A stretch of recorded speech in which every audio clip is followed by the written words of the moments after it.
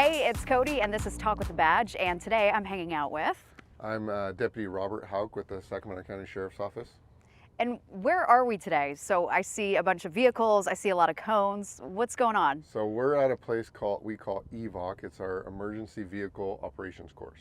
All right. And what goes into the courses? What goes into this training? So mainly we teach new recruits and officers technique. We teach them how to drive safely, how to operate a patrol vehicle, all the equipment inside, and how to do it with minimal mistakes. So obviously we all have to follow rules and laws while we're driving. What rules and laws do you have to abide by? Is it the same set? Yes, so there are two vehicle codes in California that allow peace officers to drive outside of the normal rules of the road that everybody else has to follow. But it's specific in its criteria. We have to be mindful of the public. We can't drive so out of control that we put them in more danger than what we're doing.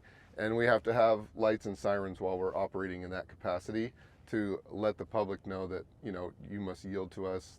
We're in emergency status. We're trying to get somewhere in a hurry, or we're chasing somebody or whatever it is. And then that allows us to go outside of those rules, but we have to do it within reason, basically. Sure. Now, I obviously know the reason, but let's reiterate it. Why is it important for people to listen to the sirens and stay out of the way? Mainly because we've got, when we're driving in that status, we've got so much other stuff going on in the car. Plus we're, again, driving outside the rules. We might be driving really fast. Right. We might be chasing somebody that's really driving outside of the rules. And if they yield to us, it helps keep them out of danger, and it gives us a safe path to get to wherever we're trying to go, whether it's help somebody, a fire, emergency of some sort, something like that. Sure. So let's talk about pursuits. I mean, we all see them on TV. That can get pretty scary, Yes. Not only for everyone else on the road, but you as well. What kind of training goes into that? So out here we have what we call our cornering course. It's where we teach our pursuit driving. We teach them different techniques on how to safely manipulate the car. We teach them like proper distancing between the car in front of you so you don't end up having a crash. We also teach them what to look out for while they're also in pursuit. We have stuff like interference car. So we bring another car on the track that is like a citizen car essentially, and the student has to account for that. They either have to slow down, at some point they have to actually get that car to yield to them and go around it, different things like that. We do it at daytime and at nighttime, so they kind of get both of just seeing headlights, and then they get where they can see like the entire car. We also do things like we take those big fire trucks over there and we park them on corners, and that creates like a blind intersection. Just like you would in the street. If there was like a big hedge or something, you can't just go blowing right by that. You actually have to stop, make sure it's safe, and then go, which unfortunately the bad guys don't do. So it takes a little bit of training on how to keep that yo-yo going. How to navigate. Yeah. So what are some of the tactics that you use when driving these vehicles? So we teach different ones. Like we teach maximum braking. We teach proper technique while turning. We teach what we call high visual horizon. So a lot of people, when they start driving really fast, they get tunnel vision, and everything is like just basically right off the front of the car. Right. So if something comes out in front of you, a car comes from a side road. I've had a car merge onto the freeway in between me and a car that I was chasing. So high visual horizon, we teach you need to look out. So like when we do this exercise you're standing in front of, we're not looking at the lights, we're looking at that water tower out there. Got it. Because that forces you to have a broad view of what you're looking at, so that you know it's coming before you even get there. Sure. If there's a turn coming, you know the turn's there before you get there. You don't want to find out the turn's there when you're already there, because you're already losing at that point. Right. And so, yeah, we teach high visual horizon. We teach the spacing, again, because if we're chasing somebody and they slam on their brakes, we want to have plenty of time to react so that we're not slamming into the back of them. Sure. We teach, another technique that we teach out here is we teach the patrol immobilizing, the pursuit immobilizing technique. It basically pit, and that's when we actually spin the car to get it to immobilize, and that pretty much ends a pursuit for the most part. So when does training begin for driving? Is it during the academy? Yeah, so everybody that goes to our academy gets 4 days out here. They do various techniques. We have our slow speed techniques over here where we teach like maneuvering in tight spaces, parking, 3-point turns, parallel parking, you know, a lot of basic stuff.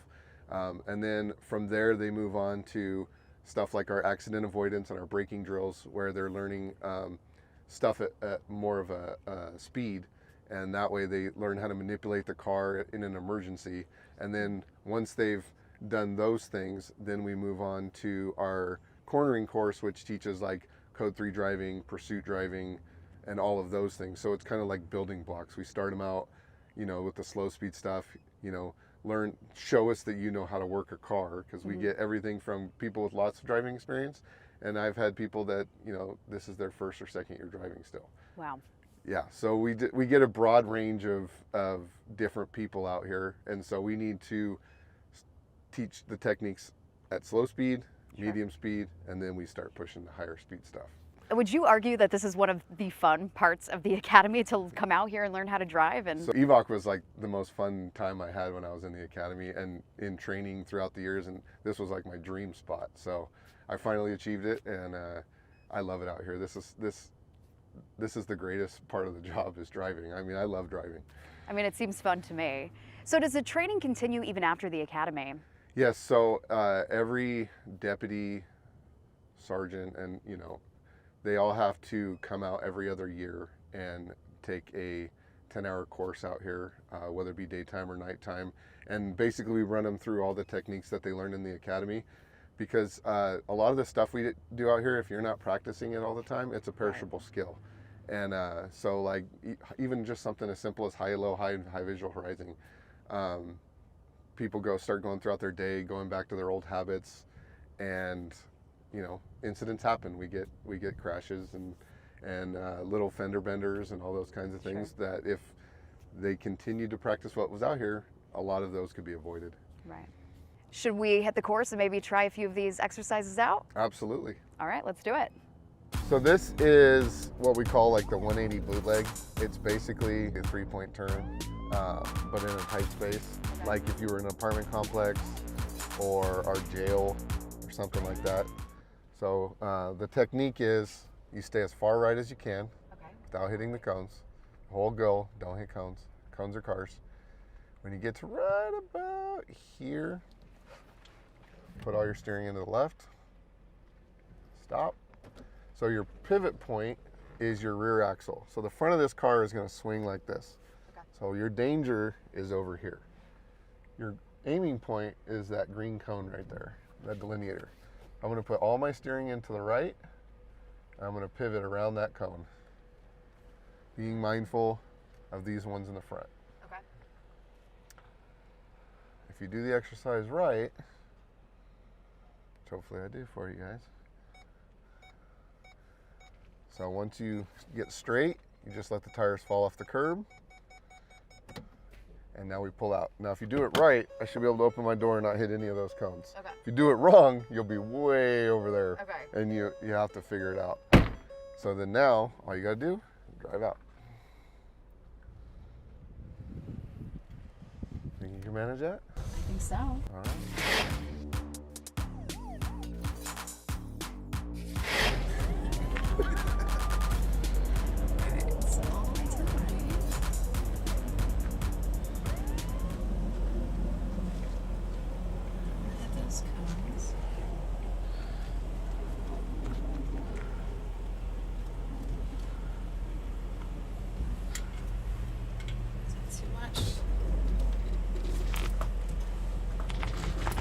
And I'm just swinging back through, right? We're gonna hit that. Oh, I think hold on. So it. I want to turn up That's here. all. That would be a fail right there. Right? You can't pull back forward once you started in reverse. Oh, really? reverse. Okay. Yeah. All right. Well, now I want to. So so I'm pulling up over here, right? That's the part that I missed. Yeah, you missed a couple things. We'll go over it on the next one. Just try it.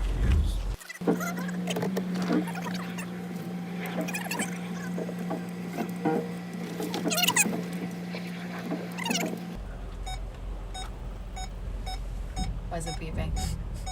Oh, because I'm going to hit that green cone. Cody, I'm glad you drive a small Jeep. I know. And now I'm just being awkward because I'm like, well, now I have to go Oh, so forward. here we go. Can't do that either. That's another fail. Okay, I failed. Is this even the spot? Yeah, you're in the spot. Okay. But remember what I said before when you open your door? Yeah. What do you think I'm you're gonna going to hit do? the cone. Yeah. There is a way to get out of this, though. Okay. All right, so put it in drive. Turn your wheels all the way to the right. Come up onto the pavement. All right, stop. Oh, a little far. Okay. All the way to the left now. You're probably going to tag that cone or that cone on the way out, but you'll be all right. Don't hit me, Cody. Nice and slow. Just hold it. Yeah, I'm the pedestrian here. Oh my God. Keep going. Keep going.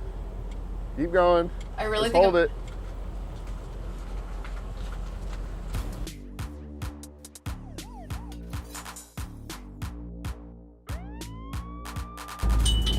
You'll see how little it actually takes. Okay. We're in pursuit. Gotta get him.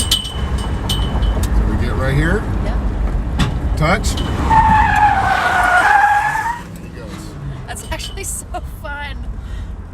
And it really wasn't. I was No, expecting it to be like more like a crash. Violent, right? Yes. No, it's not. Just a little nudge. All right, so now it's our turn. All right, now we're gonna get pitted.